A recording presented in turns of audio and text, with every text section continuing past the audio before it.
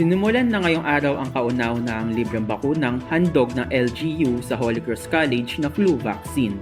Ito ay maaaring tanggapin ng kahit na sinong handang magpabakuna sa loob lamang ng paaralan.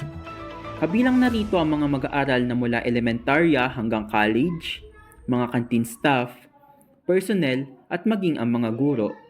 Ginanap ang naturang libreng bakuna sa St. Albert the Great Classroom na matatagpuan sa Pasiano Aniceto Building ng Senior High School Building.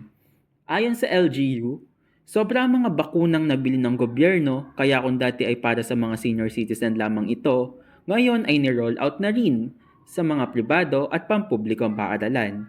Higit pa rito, ang flu vaccine ay humihigit na nasa 1,200 pesos kung tatanggapin sa mga ospital at pribadong mga institusyon, kaya naman malaking tulong ito sa mga mag-aaral. Sila ay may dalang 100 vials ng vaccine at ng kada vials ay maaring magamit ng 10 katao. Samantala, inaasahan na matatapos ang nasabing bakuna bago mag-alas 12 kung magtuloy-tuloy ang pagpunta ng mga nais magpaturok.